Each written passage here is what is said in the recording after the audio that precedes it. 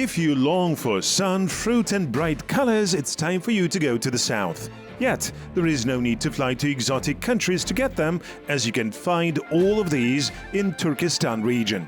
Until 1962, it was called Southern Kazakhstan region, then got renamed to Shymkent region, and in 1992 it got its previous name back. In 2018, it was renamed once again and became Turkestan region. It is located in between the eastern section of the Turan Depression and western Tanshan Mountains and its spurs, Karatau, Borolday, Karjantau and others. From the south, it borders on the Kızılkum Desert, and from the north on the Betpag Dala and Moyinkum deserts. The largest river in Central Asia, the Sirdarya, crosses the region. Since the Bronze Age until present, the Sirdarya Basin has served an arena of turbulent historical events. Civilizations emerged and vanished here, original cities were built, battles thundered, and a rich and diverse culture formed. Therefore, an inquisitive tourist will be able to find a lot of interesting and enlightening things in this area, soaked in history. Turkestan region is not deprived of natural resources either. Located at the junction of geographical zones, squeezed in between the Great Plains and Pamir and Tian Shan type of mountains, landscape and biological diversity bloom especially vigorously here. It's impossible to see all the touristic pearls of the south in one trip. Thus, in order to visit at least some of them, even briefly, we will have to be in a bit of hurry.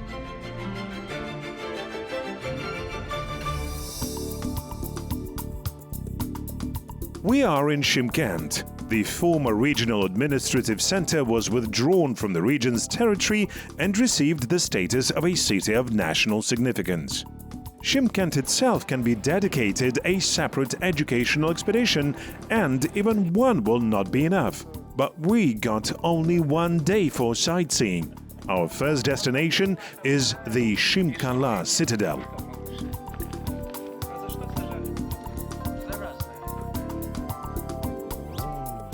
For a long time, Shymkent residents couldn't understand what was that hill near the city market. But when they started excavating, it turned out that here, almost in the city center, a valuable archaeological monument was located.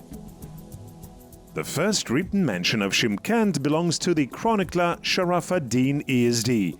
In his book Zafarnameh, he writes that in 1365-1366, during his campaign against Mogolistan, Tamerlane met his convoys in the village of Shymkent, close to Sayram.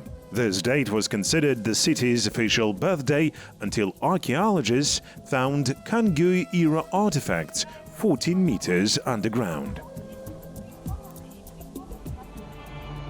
Almost all written evidences about the Kangui state that have survived to our days fit in the report of the Chinese official Zhang Qiang, dispatched by the Chinese emperor in 138 to enter into a military alliance with the Yuezhi against the Xiongnu.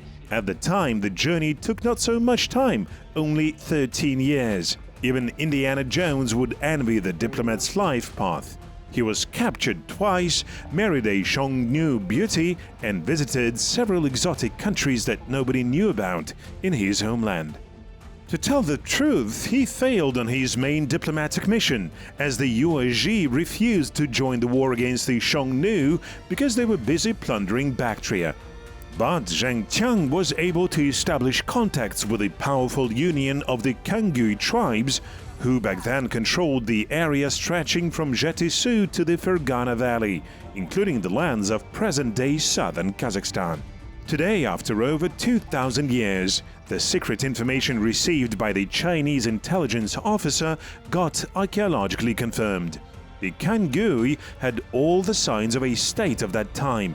It had cities with garrisons, a written language, and a bureaucratic apparatus.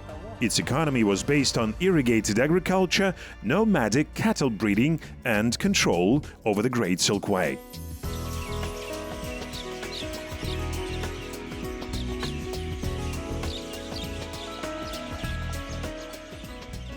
We only have half a day left, and there is still so much to see. Shymkent Arboretum and Zoological Park were built on the initiative of Asanbay Askarov.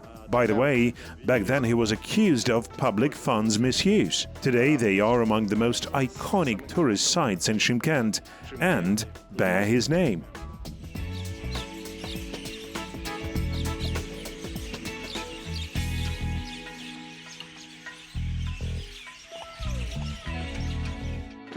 There are different types of tourism. It is not necessarily that tourists are looking for majestic buildings, architectural or natural attractions. Sometimes you can find very interesting and unique objects amidst common residential areas. Let's go and check it out. What do we have here? An ethno-museum.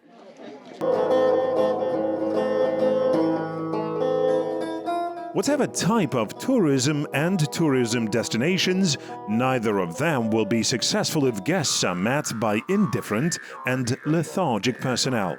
And vice versa, a bright person can create a sought-after tourist product literally out of the blue, only thanks to his or her talent and energy. It seems Kendibai Karabdalov knows his business well.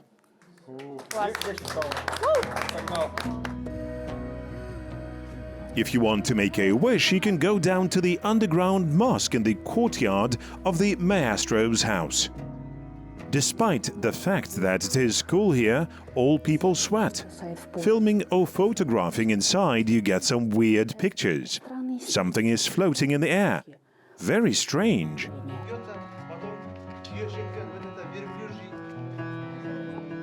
Here's another popular tourist location built on hospitality and traditional craftsmanship. We are in the art gallery of the Beysbekov family, where all family members are doing art. Even small children weave felt carpets. A monument honoring a legendary Kazakh landlord, Baydibek Karashaoli, is domineering over the city. He played a significant role in the unification of the Kazakh people. Baydibek's mausoleum is located on the banks of the Balabogan River.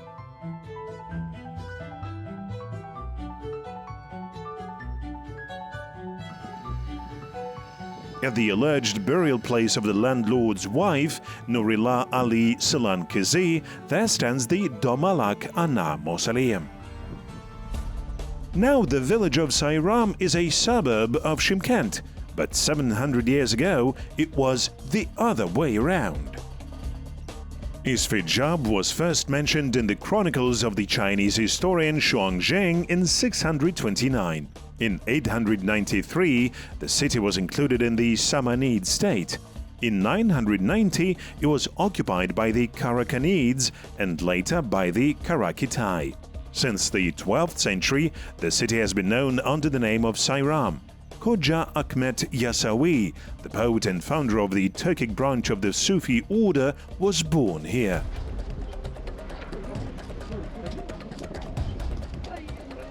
Philosopher's parents, father Ibrahim Atta and mother Karashash Ana, are buried in Sayram, with their graves marked with minarets.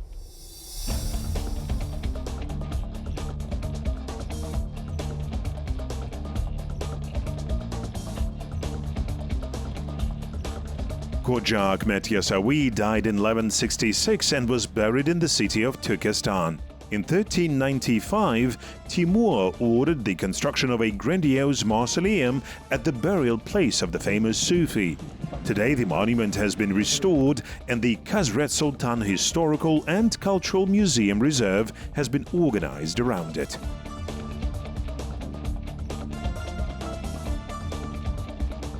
The regional center of Turkestan is one of the most ancient cities in our country. Archaeologists date the age of the ancient settlement Kulturbe in the city center to the beginning of the 1st millennium AD. During the period of the Turkic Khaganate, the city was mentioned under the name of Shavgar, and since the 12th century, it was called Yassi. In the 16th century, Yassi Turkestan became the capital of the Kazakh Khanate. According to the legend, Aristan Bab, a famous Sufi, was Khoja Ahmed Yasawi's teacher and mentor. The mausoleum in his honor is located 60 kilometers away from Turkestan and is a site of pilgrimage.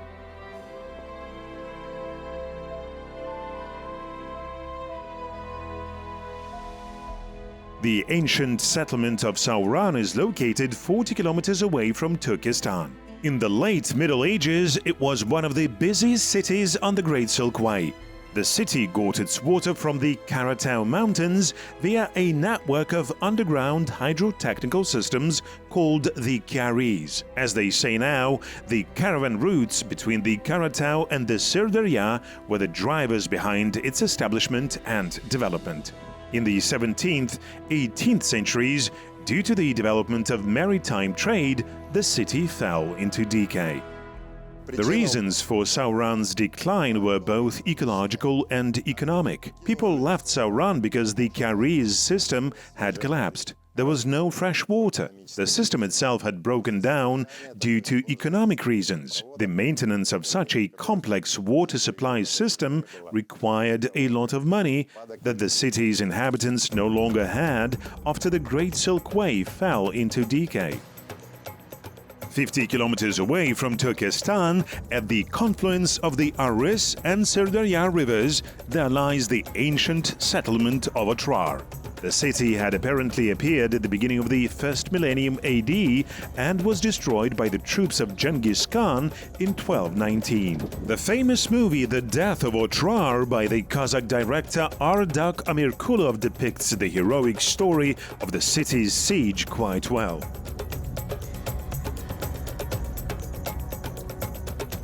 The land of southern Kazakhstan is literally saturated with history, but since we have decided to get acquainted with the region's tourist resources, we should not neglect its natural attractions.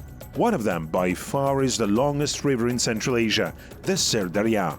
The Sirdarya Turkestan Regional Nature Park is well known for its large Tugay deer and Hangul populations.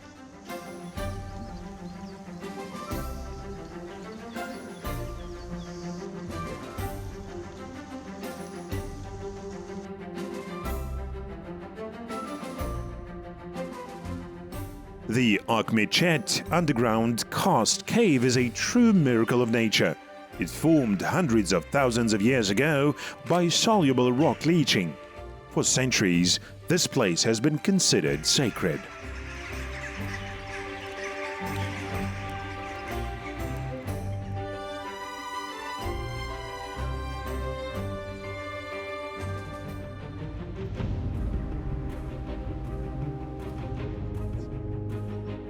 We are in the western Tian Shan mountain system stretching for almost 700 kilometers through the territories of Kazakhstan, Kyrgyzstan, Uzbekistan and Tajikistan. These mountains are included in the UNESCO World Heritage List.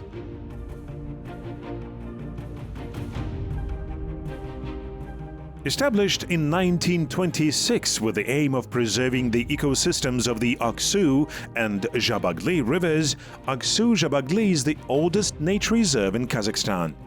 Later, the valleys of the Bala-Baldibrek and Baldibrek rivers were also included in its premises. The reserve's territory is inhabited by mountain goats, teke, morals, the Tian Shan subspecies of the Argali, red-listed white-fanged bears, snow leopards and other animals. There are 10 eco-trails in the Aksu-Zhabagli Reserve, including 3 excursion trails and 7 touristic routes. Most of the protected area is closed to the public, with tourism allowed only in the buffer and protected zones subject to robust recreational pressure norms. Only a certain number of people can follow the routes in the course of one day. Tours should be booked in advance. The most popular trail runs along the picturesque Aksu Canyon.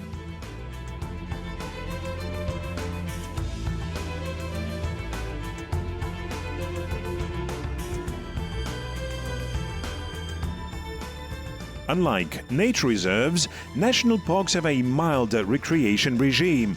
They also have protected areas, but a significant part of the Sairam-Ugam State National Nature Park is open to tourists. To get to the Ugam River Valley, you need to cross the ridge possessing the romantic name of Karjantau. Translated from Kazakh, it means the mountains of pure soul. A beautiful legend is associated with the picturesque remains of the Kirik-Kiz Pass. Once upon a time, when the enemies had killed all the men in a bloody battle, 40 young women fled to the mountains and jumped down, killing themselves and imbuing the rocks with their scarlet blood.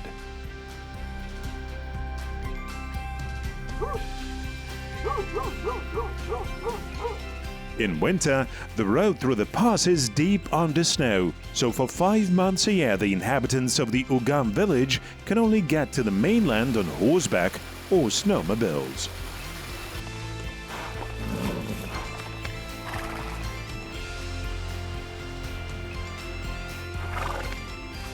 This mountain-enclosed valley is rich with excellent pastures and fertile land. Ugam is famous for its orchards and apiaries. Dense wild forests stretch along the riverbeds.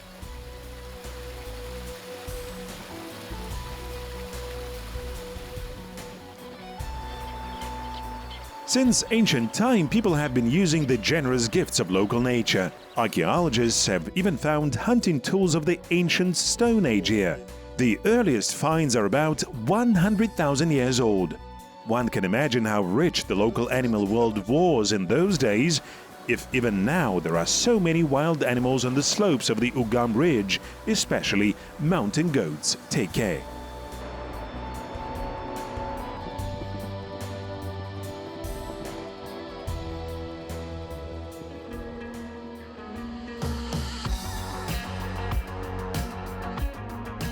From a distance, this tree looks like a spruce, but it is of juniper species.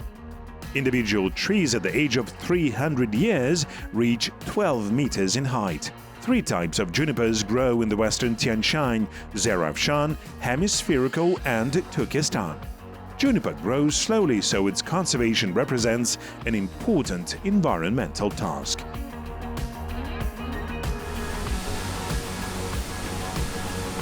Tourists are mesmerized by the picturesque waterfalls and fantastic landscapes of the Ugam mountain range. Equestrian and hiking trails operate in the national park. Lake Makpal is another true crown jewel of the western Tian Shan Mountains. Photographers like to come here in the summer when its turquoise surface looks especially appealing against the background of lush greenery of mountain meadows. From the pass, we noticed 3 black dots on the shore. As we got closer, we saw a bear female with 2 cubs. Walking up the stream from the lake, you can also see a gorgeous waterfall.